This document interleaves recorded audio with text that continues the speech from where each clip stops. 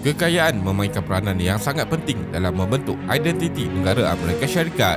Disebabkan oleh itulah, simbol kekayaan yang merangkumi bangunan pencakar langit dan fasiliti sukan, pusat peranginan dan taman hiburan menyelubungi landscape dari Silicon Valley ke Wall Street. Amerika Syarikat adalah negara yang paling maju di dunia jika dikira dari segi kekayaannya. Menurut data Statista, Amerika Syarikat kekal sebagai ekonomi terbesar di dunia dengan keluaran dalam negara kasar KDNK melebihi daripada 22 trilion US dollar. Walau bagaimanapun, jangkaan menunjukkan bahawa China kini dalam usaha akhir untuk mengatasi KDNK Amerika Syarikat dalam beberapa tahun yang akan datang. Walaupun begitu, jika dilihat kedudukan negara berdasarkan KDNK per kapita dan bukannya saiz ekonomi, Amerika Syarikat berada di kedudukan ke-6 di belakang Luxembourg, Ireland, Switzerland, Norway dan Singapura. Sementara itu, ekonomi yang besar dan berkembang pesat seperti India, Brazil dan China tidak dapat ditemui dalam kedudukan 20 teratas. Jadi dalam video kali ini, kita akan melihat bagaimana Amerika Syarikat boleh menjadi negara yang sangat kaya. Teruskan menonton. Amerika Syarikat adalah rumah kepada kepelbagaian geografi yang menakjubkan yang terletak di Amerika Utara. Dengan keluasan hampir 3.8 juta batu persegi, ia terbentang dari lautan ke lautan, merangkumi banjaran gunung dan padang pasir, tanah tinggi berbatu dan padang rumput yang subur. Negara ini merupakan negara ketiga terbesar di dunia selepas Rusia dan Kanada.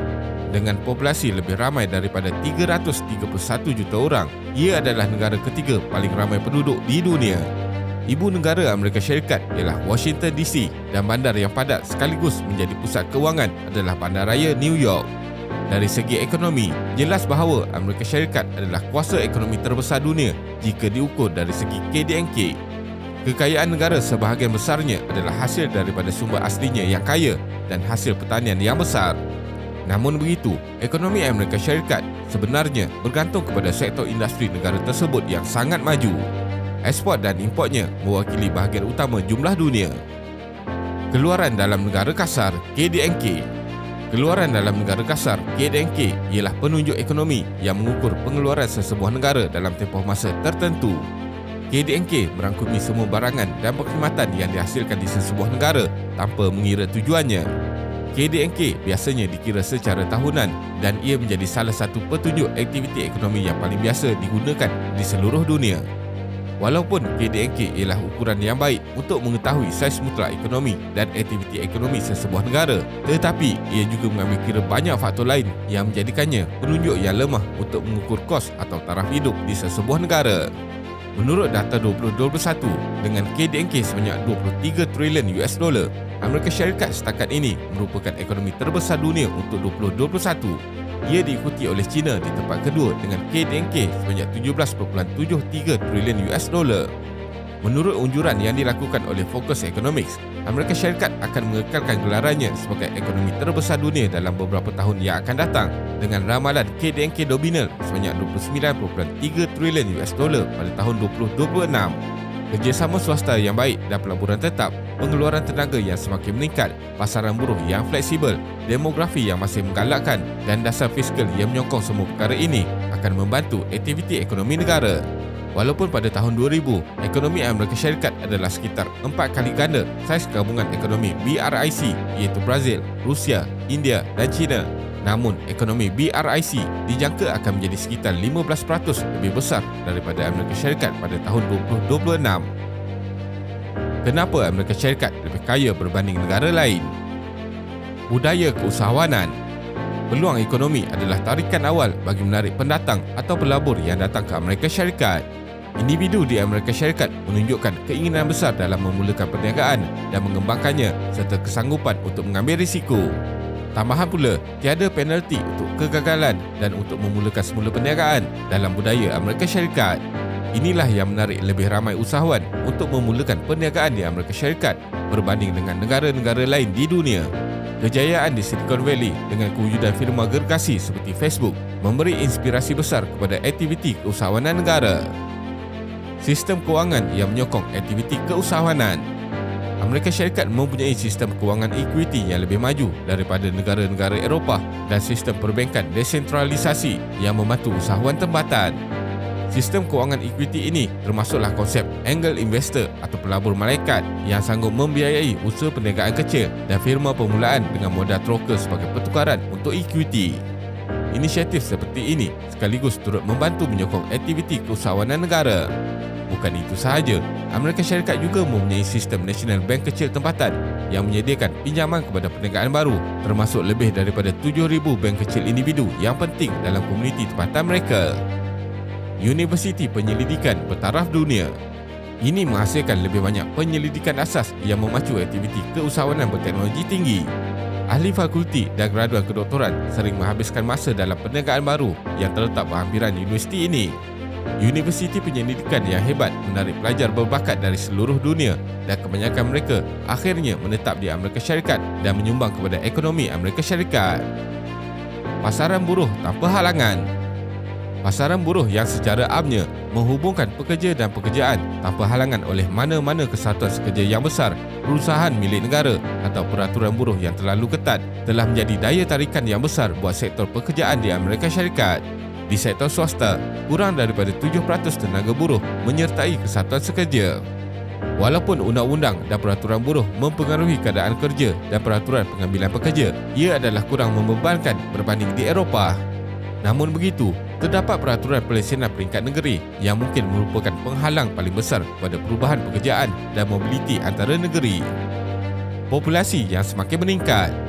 Populasi yang semakin meningkat bermakna semakin ramai tenaga kerja yang lebih muda, lebih fleksibel dan terlatih dapat dihasilkan. Tahap mobiliti geografi yang tinggi di Amerika Syarikat juga meningkatkan keberkesanan tenaga buruh. Tahap pendapatan sebenar yang lebih tinggi menjadikan Amerika Syarikat destinasi menarik untuk golongan muda yang bercita-cita tinggi dan berbakat di seluruh dunia untuk datang dan berhijrah di negara ini. Walaupun terdapat sekatan ke atas imigresen Amerika Syarikat, terdapat juga peraturan khas yang menyediakan akses kepada ekonomi Amerika Syarikat seperti kad hijau untuk keluarga negaraan berdasarkan bakat individu dan terjaan industri. Budaya kerja. 50% daripada KDNK Amerika Syarikat datang daripada cukai pendapatan dan perniagaan. Populasi penduduk yang bekerja adalah sangat penting untuk memastikan sesebuah negara itu kaya, dan bagi Amerika Syarikat, mereka mempunyai budaya kerja keras dengan masa yang panjang. Purata pekerja di Amerika Syarikat bekerja 1,800 jam setahun, jauh lebih lama daripada 1,500 jam setahun di Perancis dan 1,400 jam setahun di Jerman. Sudah tentu, pekerja di beberapa negara Asia bekerja lebih lama dengan jam bekerja melebihi 2,200 tahun seperti di Hong Kong, Singapura dan Korea. Bukan itu sahaja, sistem pemindahan cukai juga menggalakkan individu untuk meningkatkan pendapatan dan bukannya menghukum juga menjadi insentif yang besar untuk orang ramai meningkatkan kekayaan per kapita. Insentif yang baik ini sekaligus menggalakkan lagi rakyatnya untuk bekerja keras dengan masa kerja yang panjang. Rakyat Amerika Syarikat mempunyai purata tertinggi pendapatan isi rumah dan pekerja berada di hadapan Switzerland dan Jepun. Bekalan sumber asli. Dengan jumlah sumber semula jadi sebanyak 45 trilion $, Amerika Syarikat ialah negara kedua terkemuka di seluruh dunia berdasarkan nilai sumber semula jadi selepas Rusia. Antara penyumbang utama kepada nilai sumber asli Amerika Syarikat ialah arang batu, kayu, gas asli, emas dan tembaga. Industri-industri ini mempunyai kepentingan bersejarah yang kuat untuk Amerika Syarikat. Salah satu sumber terbesar ialah tenaga yang menghasilkan rizal minyak dan gas, di mana menjadikan Amerika Syarikat bebas menggunakan tenaga ini. Dengan kelebihan inilah, mereka tidak terlalu bergantung pada import bahan api yang melambung tinggi harganya. Pemilikan swasta ke atas tanah dan hak galian telah memudahkan perkembangan pesat proses fracking untuk mengembangkan bekalan minyak dan gas. Persekitaran kawal selir yang menggalakkan. Walaupun sistem peraturan kerajaan secara amnya memerlukan penambahbaikan dari pelbagai segi, tetapi jika dibandingkan dengan negara-negara lain di dunia, sistem yang ada di Amerika Syarikat boleh dikatakan kurang membebankan perniagaan berbanding peraturan yang dikenakan oleh negara Eropah dan Kesatuan Eropah. Saiz kerajaan yang lebih kecil daripada negara perindustrian lain. Menurut OECD, pembelanjaan kerajaan Amerika Syarikat di peringkat persekutuan, negeri dan tempatan berjumlah 38% daripada KDNK, manakala angka yang sama ialah 44% di Jerman, 51% di Itali dan 57% di Perancis. Tahap perbelanjaan kerajaan yang lebih tinggi di negara lain membayangkan bahawa bukan sahaja bahagian pendapatan yang lebih tinggi diambil dalam cukai, tetapi juga terdapat bayaran pindahan yang lebih tinggi yang mengurangkan insentif untuk bekerja. Sistem politik Amerika Syarikat. Persaingan antara negeri inilah yang menggalakkan keusahawanan, usaha kerja dan sistem perundangan melindungi hak pemilik harta serta usahawan. Sistem politik Amerika Syarikat memberikan banyak peraturan undang-undang dan kuasa cukai kepada 50 negeri secara individu. Negeri-negeri ini kemudiannya bersaing sesama sendiri untuk perniagaan dan ini sekaligus menghasilkan persaingan ekonomi yang sihat antara satu dengan yang lain. Negeri menyediakan universiti berkualiti tinggi di samping pendidikan tambahan dengan bayaran yang rendah untuk pelajar dalam negeri masing-masing. Mereka juga bersaing dalam peraturan liabiliti undang-undang mereka. Sistem perundangan juga menarik kedua-dua usahawan baru dan syarikat besar untuk masuk ke negeri-negeri ini mengikut tawaran yang ditawarkan. Inilah keunikan sistem politik terpencar yang diamalkan di Amerika Syarikat. Kesimpulannya, Amerika Syarikat mempunyai banyak keunikan dari kepelbagaian sehinggalah ke sistem politik dan ekonominya. Inilah yang menjadi faktor kepada kejayaan Amerika Syarikat selama ini yang akhirnya berjaya meletakkan negara ini ke tahap yang tertinggi di dunia. Jadi, tidak heranlah bagaimana Amerika Syarikat boleh menjadi negara yang sangat kaya disebabkan oleh dasar dan polisi yang diamalkan di negara tersebut. Terima kasih kerana menonton dan jangan lupa subscribe. Jumpa lagi.